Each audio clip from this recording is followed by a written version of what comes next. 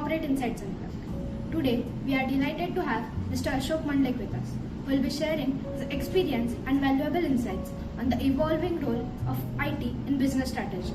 So let's dive into the exciting conversation.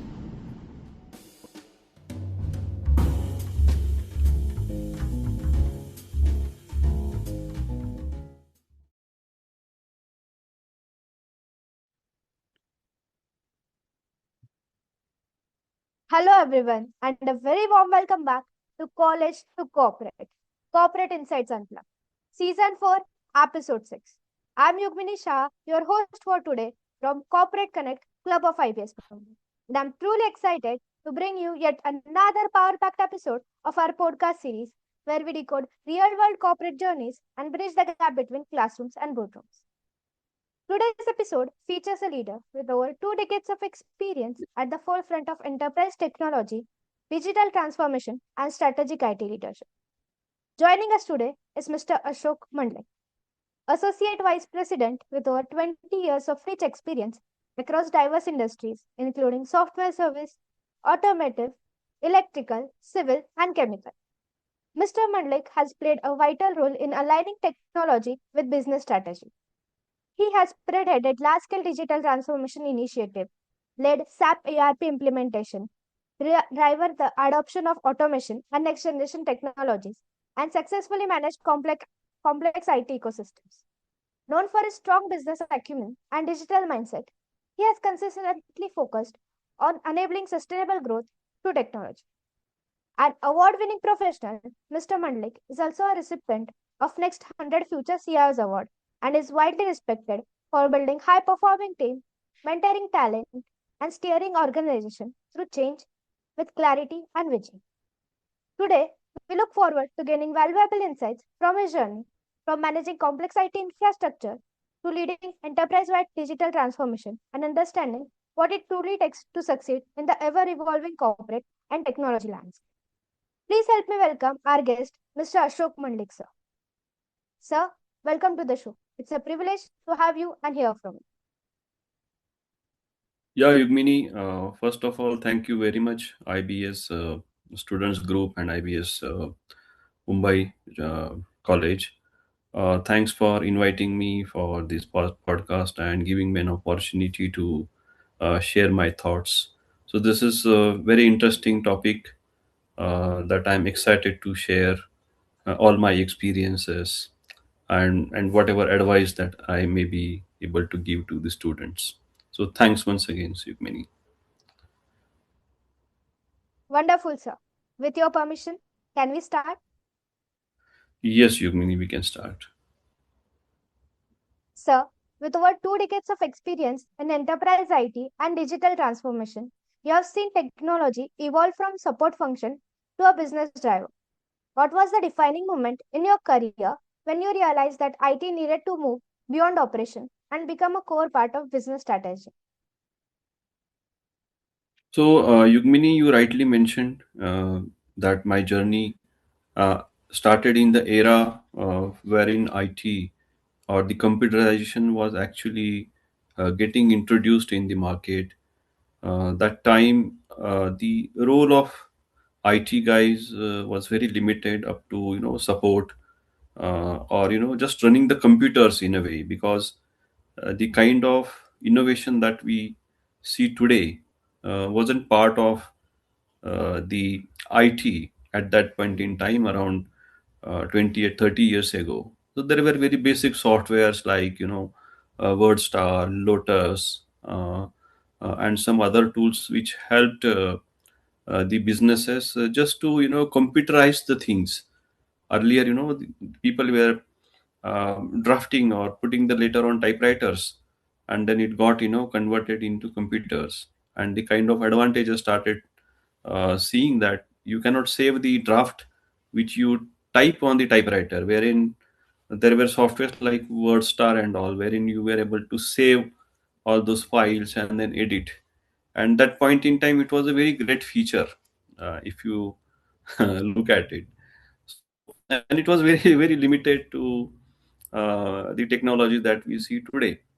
But when I started my career with this kind of support function, My first, what we can say as a venture, the project that I worked upon was I was working with a very big construction company, and I was asked to develop some software at that point in time to actually record the daily progress report of that big site and the type of material that which we were consuming in terms of bricks, cement, and metal, etc. I developed this software because I was very curious. I was very eager to learn on the programming, etc. And then after delivering that product, I realized that the kind of data the software was generating was getting discussed in the review meetings of the projects, and the very senior people, director of the company or the MDs of company, would go through those reports. They started discussing the trend of the material consumption, stocks. Looking at the stock levels, they started their procurement plan. And then I realized that IT is beyond the word star, beyond typing the letters, preparing some Excel sheets and all. The data the software can generate actually helping the execution team to plan their procurement. Then comes the control point of view, the what sort of consumption it should be there, and software started telling then the consumption.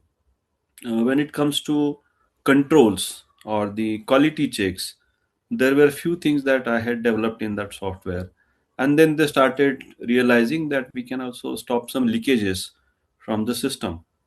And after witnessing all these things, um, uh, I actually got into a mindset that how software can actually be a part of the strategy of any organization. I think that was the moment that I got into this, and then obviously then I started leading multiple bigger projects in terms of the ERP implementation and digitalization of multiple processes.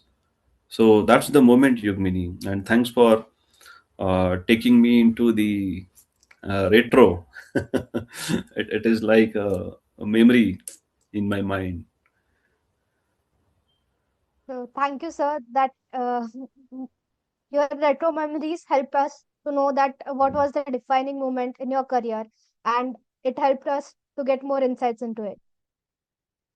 Thank you, sir, for that. Welcome, So, as welcome, Yugmini.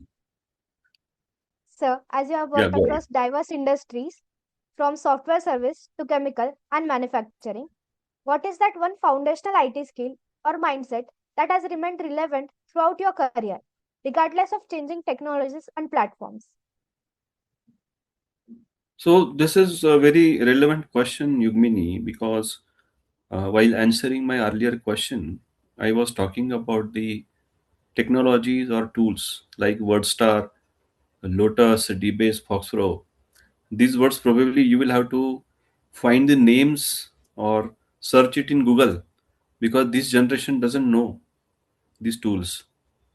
But over a period of all these 25, 30 years, there are n number of technologies that I have actually gone through, seen, I learned, I even unlearned. So there are so many things. So technology changes fast. So if you ask me the relevance in terms of technology, technology is something I kept learning over the period of all these years. But one thing, that's the mindset, and it is a very nice word that you also have embedded in your question. I always maintain the mindset that my end customer, and may it be my organization's end consumer or the internal customer in corporate world that we call it as. So I always kept in mind that what my end customer is actually looking for while I'm offering him the IT as a service. May it be the infrastructure service, I'm providing him laptop, I'm providing him internet, or I'm providing him some software or some office productivity tool, whatever it is. I always kept in mind that what my end customer is actually looking for and what problem I'm actually solving for him, and whether the tool technology that I'm offering to my end customer is helping my organization to contribute in terms of business growth, in terms of increasing the profit, increasing the productivity, increasing the revenue, putting best possible checks and controls. So while I worked with various domains, as you rightly mentioned, the end customer was always in front of me. Whatever the journey that I have traveled so far, apart from the technology part of it, the customer mindset, that's the key that I think I have followed through all my career, Yugmini. So that's wonderful, sir. Listening to your mindset, we just got an idea that how different perspective matters while being in the corporate as well. So that was very great, sir. Thank you, sir. That was insightful. Yeah. Digital transformation often fails, not because of technology, but because of people and process. From your experience, what is the biggest change management challenge organization face during large time transformations, and how can young professionals learn to handle them effectively? So I think there are two parts, um, or the sets, I will say, question sets. One is, how and when the digital transformation actually fails, and the second part of the question is how the young professionals actually should learn through from it. So I'll just answer the first part of the question. So the digital transformation, as you said, fails because of people and processes, but sometimes, rarely, it can also fail due to the wrong technology selection as well. So it's not always people or the processes which are contributors to the failure. Sometimes it happens, but yes, largely people and the processes. So when we say digital transformation, it actually brings in a lot of changes in everybody's life. May it be the end user, may it be his manager, may it be his manager's manager, or the board of the organization, because the way the process is running without any digital tool in place is something for which people or the employees are accustomed with, because they are running this process since years probably, and there could be multiple steps, multiple manual things, multiple paperwork, etc. And while you bring in some tool, or when we try to transform that process digitally, it brings in a lot of changes in the way they actually work. Many a time, the digital tool expects, not expects, but it's a reality.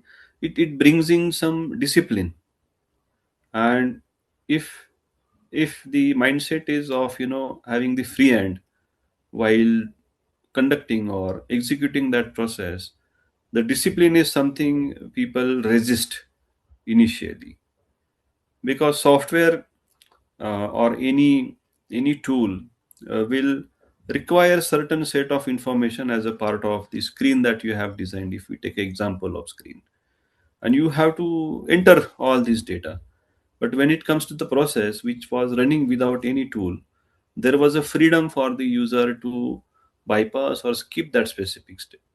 So this is how the change keeps happening when we try to transform any process digitally, and then the resistance starts. But obviously there are multiple concepts when it comes to the digital transformation. There is, just to keep it simple, there is one concept called yes curve.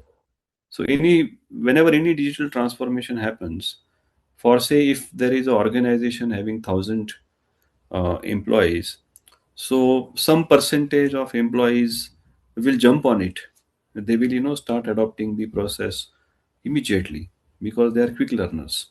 Then some set of people will sit on the fence. They will neither resist nor they will actively participate. They will just go by the flow. If the digital transformation or the software tool is playing a pivotal role, then they will jump on that side. If it starts failing, then they will go to another side. And there is third set of users typically, and this is practical. I am telling this is practical experience that I am sharing. And there is a set of user who will start resisting like anything. They will not adopt the system. And then comes the maturity curve of the digital transformation, and then slowly the system gets embedded in their day-to-day life, and then it becomes successful. Many a time the approach which is recommended to make it more successful is top down approach. When we say top down, in corporate world it is very common terminology, but just to define what top down approach is, it is something that somebody from a very senior level in the organization, for say chairman or managing director of that company, insists to the organization that now we have brought in that specific software and you have to adopt it. There is no option. And then comes the adoption because the message is coming from top. That's what we call it, the top down approach. So this kind of approaches really helps. And to answer your second piece of the question, that how the young professionals, so obviously this is actually a learning curve. um, this all comes through an experience. So young professionals, just referring my earlier questions, have to keep in mind that change management and the yes curve thing that I talked about will be part and parcel of any digital transformation. But the aspirants should keep in mind, and coming back to the same phrase, that what problem you are solving for the user. Then I don't think so that the change management becomes a challenge, because you are actually getting into the realm of the process, and people will start adopting it, right? Yes, sir.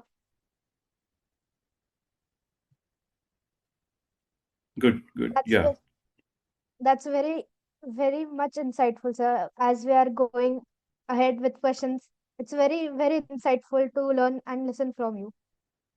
Moving ahead to our next My question, my sir. pleasure, Yugmini. Yeah, yeah. Please go ahead. Working at a senior leadership level requires balancing budget, governance, security, and innovation. How did your role evolve from being technically focused to managing strategy, risk, and business outcomes? What should students understand about this transition early on? Yeah. So this is, yeah, the another interesting question, and probably this will again take me back to the retro. So yes, I actually started my career as a computer programmer initially, and then I was sharing my experience around the products that I developed, which helped the organization to actually get the real time data on the table, which helped them to take multiple key business decisions, etc.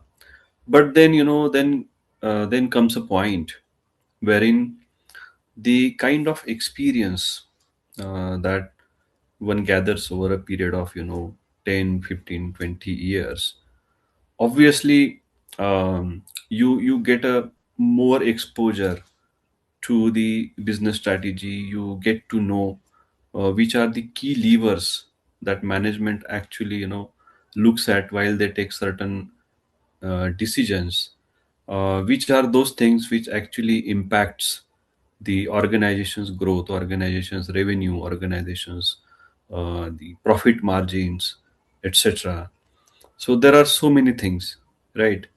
And then comes the time wherein you start looking at this key strategic things like budget, and then governance, and so many strategic or managerial things. So technology is something um, which helps execute all these things, but these are the backbones of any organization when it comes to running the project successfully. Over a period of time, you after getting enough exposure, this transition is very natural, obviously, because uh, keeping yourself always engaged in the technical things is not something, in my opinion, and probably there could be some dispute around this, because I have seen many technical guys, continued their journey on technical but have really grown up. So this is all about everyone's um, aspiration or the skill sets that they actually maintain. So many of people like me uh, tend to uh, keep the technology as a part of their base, and then move forward to get into the managerial thing, and then start getting into all this strategic work. So and as a part of, and very nicely articulated questions wherein you try to understand that how the journey of the professional starts, and what is the message for the students. So for students, obviously, it is again comes to your own aspirations.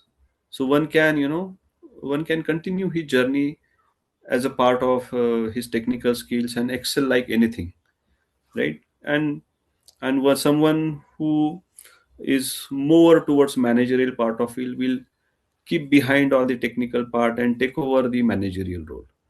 So it all depends on your personality. That's what my opinion is all about. So as I mentioned, there are technology leaders still makes their hands dirty. They even do codings as update.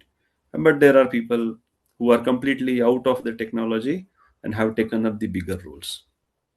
So that's my response on this, Yugmini. That's great, sir. Listening to you gives us so many knowledge and inspiring us to get more questions on it, sir. So, moving ahead to our next questions. Looking back at your journey from Thank you for hands on tuning IT in to roles episode to 4, season executive 4 leaders and being of College to recognized as a Corporate. future CIO, Don't forget to like, what's the share, most and important subscribe piece to of our channel. advice you would give You to can also catch students us who on aspire long term Spotify and all leadership our roles other in social technology? media platforms for more insightful information. Okay. We're looking forward to have you So with us for episode 5. I would, and since I have traveled through this journey, I always suggest all the students to understand the fundamental in terms of technology, in terms of the the advantages, or we can see the benefits of the offering to the organization, which is always at a center, right? If the tool technology that you offer is not helping the organization in any sense, then I think that there will not be any adoption, and then the failure will definitely uh, to lead nowhere, right? So when it comes to the advice, I would suggest that focus on whatever you are delivering in terms of the outcome. Many organization, and not only mine, whenever we do any IT investment, there has to be some ROI on that specific IT investment. So these things will be anyway part of any technology, or the tools, or the software deployment, etc. But when it comes to the fundamentals, it will remain unchanged. And again, I repeat, customer, always focus, always focus on your customer, what he is looking for, and obviously then everything follows. Right? Great, sir. That gives our listeners a clear path. Now, it's time to have a quick rapid fire round when there will be questions along with options. Are you ready, sir? Yes, yeah, Yugmini. When leading a large scale digital transformation initiative, what do you prioritize first? Adoption of latest technologies, alignment with business objectives, cost optimization and efficiency, speed of implementation. So, Yugmini, in my opinion, all the four aspects are very relevant and important. Cost, timely execution, um, and I think two more options that you talked about. But the very first thing that we should keep in mind, that alignment with the business objective, where your business is heading. If there is a proper alignment between the organization's objective, then it makes sense. Correct. The timely execution, cost control, etc., is a secondary part of any kind of project. But if the project or the outcome is not aligned with the business objective, then even if you have very good cost control, if you complete the project on time, and if there is no utilization because it is not aligned with the objective, then everything is of no use. It's a failure, right? So I would say the this alignment is the key for any successful project that we are talking about. Great, sir. Great. Moving to the next question.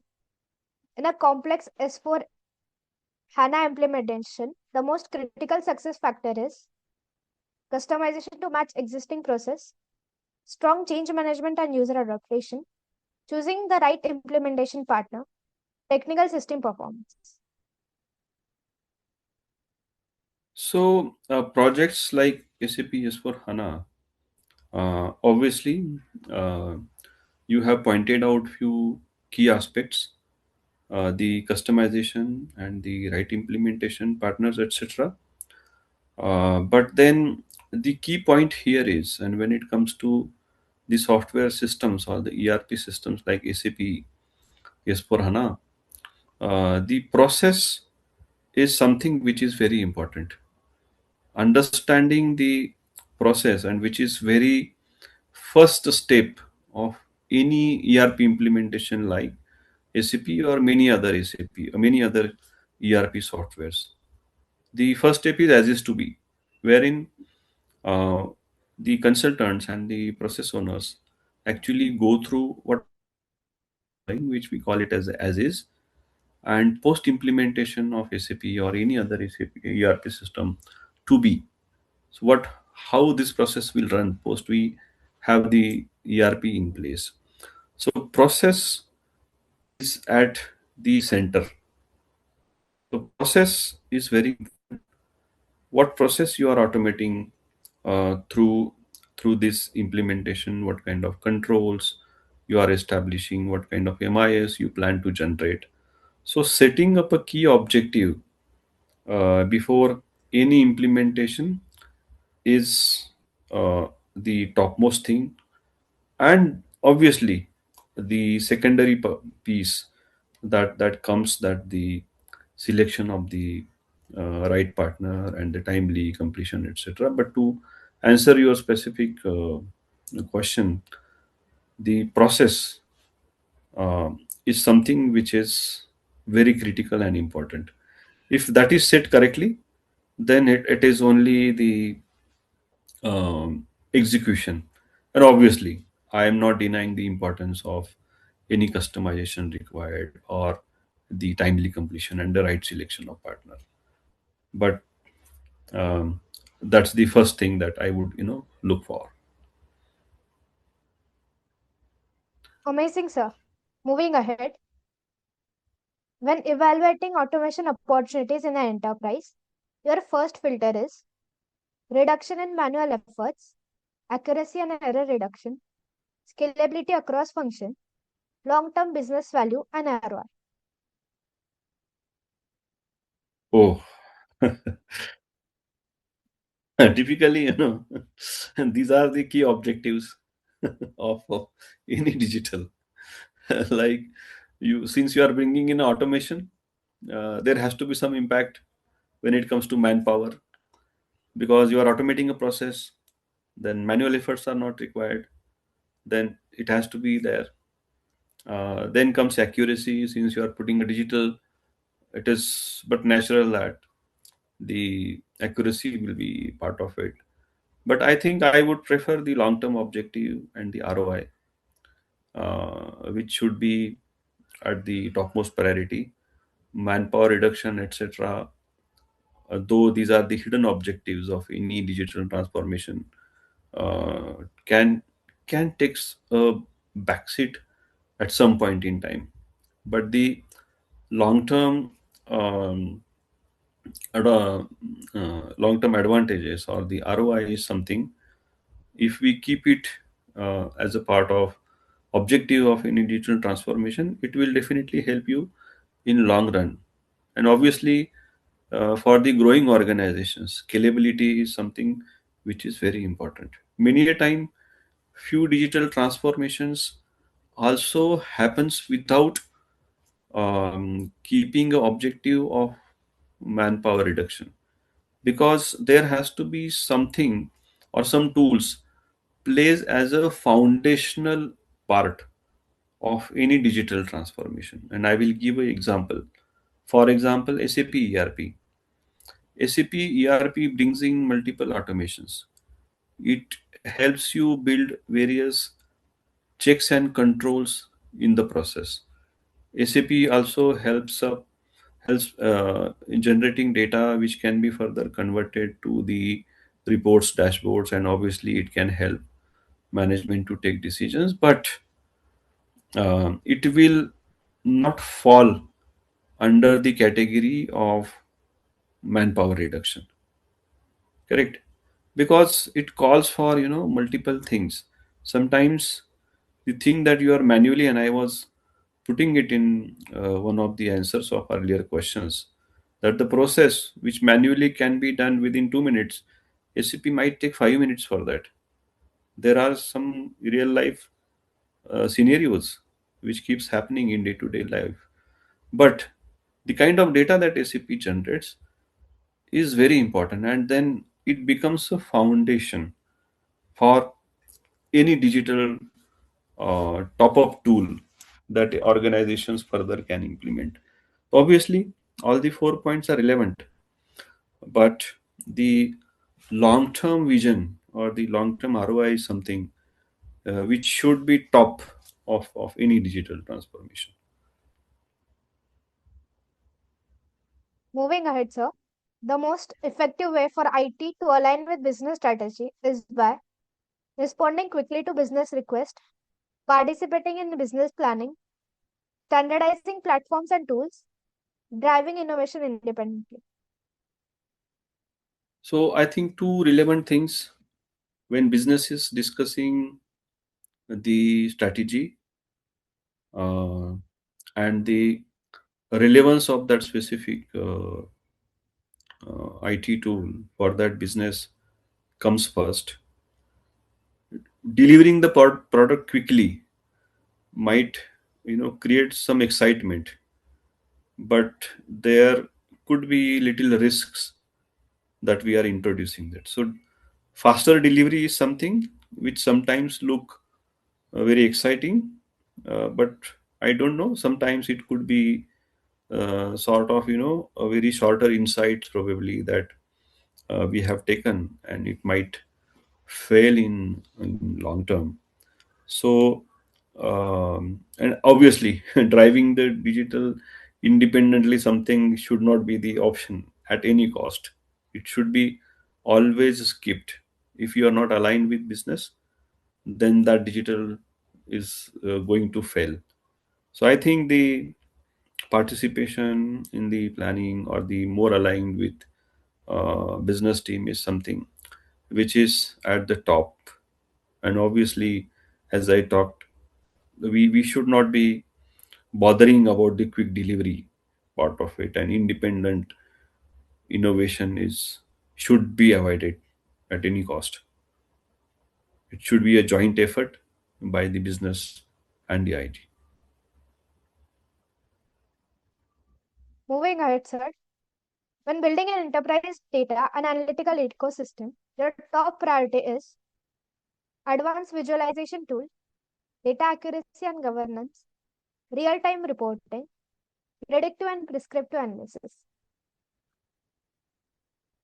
Okay. So the first point is, I think, advanced analytics tool. That is something which I personally do not prefer. The priority is real time analysis. Real time analysis helps business to take immediate decisions. While you are generating any digital or any decision support system, and the report or the MIS dashboard is revealing something after a month, the time has gone, right? So nobody is, interested in doing the post-mortem. It can help to some extent at what went wrong, but real-time reporting is something which should be prioritized, because real-time insights help the business to take the right decisions at right point in time, uh, before you know any damage. The actions can be initiated, and the whatever possible loss or whatever we can call it as, this can be avoided. Predictive prescriptive is something which is also very important piece of any analytical system, because it can help business to plan the things in advance. The the kind of prediction, if MIS system is able to derive, the proper planning can help the execution becomes smoother and successful. The advanced analytical tools is something, as long as it is serving the purpose, MIS or decision support system for which we are building, it is something which can be deprioritized. The very fancy dashboards having zero value or giving zero insight is of no use, right? So the focus should be on real time and predictive, prescriptive. Finally, we should always focus that what value or what insight the decision support system is giving to the users to take the decisions.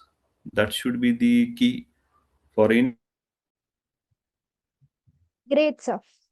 When building an enterprise data and analytical ecosystem, your top priority is advanced visualization tool, data accuracy and governance, real-time reporting, prescriptive and predictive analysis. Yeah, Yugmini, this is very good question. So whenever we are building any decision support system, typically these are all the objectives while we actually get into it. But in my view, in my opinion, the real time reporting is something which is very useful, because real time reporting helps businesses to take the real time decisions as well. Obviously, the predictive and prescriptive thing is also very useful, because the predictive thing helps them to plan the things in advance. Prescriptive also helps them what went wrong and what can be done to correct the situation. So advanced visual tools, etc., something which is a secondary part of it. If you have very fancy dashboards running on your desktop laptop, and if it is not giving any good insight which can help a business to take certain actions, then it is not useful. So that can take the backseat. But the real crux of any decision system lies into the insight that it is giving, which is helping them to take the right decision. So, in my view, the real-time predictive prescriptive is something which should be the topmost priority for any analytical thing. Thank you, sir. That was illuminating. Now we come to the final part, which is entirely dedicated to our listeners. First, stepping into the corporate world. Based on your extensive experience in enterprise IT and leading large scale digital transformation initiatives, what final recommendation would you offer to students and young professionals who are at the beginning of their career and aspire to succeed in the technology and digitally integrated roles? So, my advice to the students would be, you always be proactive in terms of learning. So, there are so many things happening out there, right? So, whenever you come across to any technology, and for that matter, I can just pick one example. For say, you are availing some service from the urban company in that case, and somebody who is visiting your place and he's giving you service, just interact with him. Ask him how have you got registered yourself on the urban company and how it works, and you will get a very good insight, how they register themselves. People like carpenter, plumber, right? And they are utilizing the platform like urban company. You should be curious to know that how these people are onboarded and how their coupon system works, and then you get a knowledge that how systems are getting built. The founder of Mygate, and you must have heard of this software, which is used to manage the larger societies. The founder of the Mygate actually worked as a security for a few days to understand the real pain and challenges of the security guard and the expectations of the flat owners or the residents. So my advice is, you go to the root of any problem. Try to get the practical knowledge. Try to identify some real life projects. Do internships with good companies. There are so many things keeps happening around, like hackathon, etc. Participate in those hackathons. So try to get more and more practical knowledge.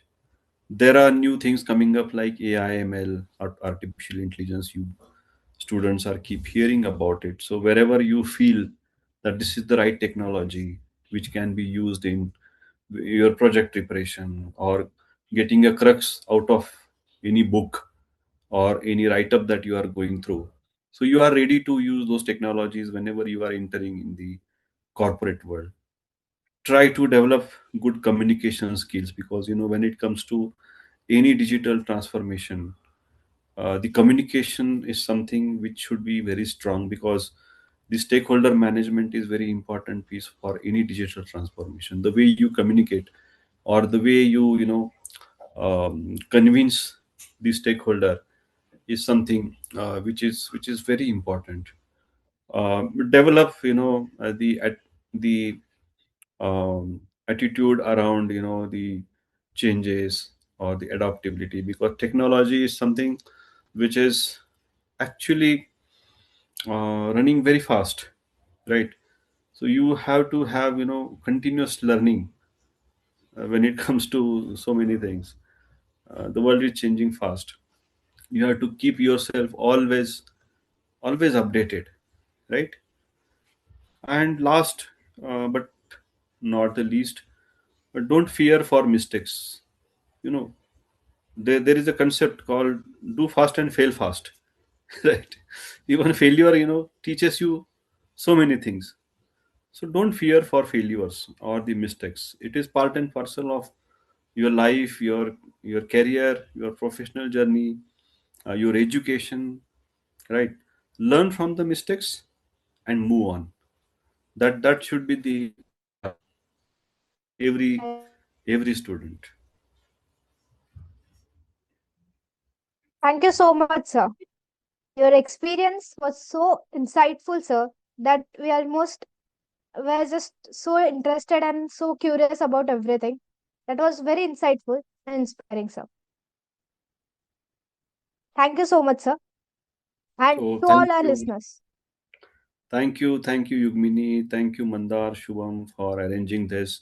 It was my pleasure to share my thoughts around my professional journey and interact with you. So thank you once again. And to all our listeners, thank you so much for tuning in to the season 4, episode 6 of College to Corporate, Corporate Insights Unplugged. We hope you found this episode deep dive into enterprise IT leadership, digital transformation, and the evolving role of technology in driving business strategy both insightful and inspiring. Do remember to subscribe to our podcast on your preferred platforms so you never miss an episode. We look forward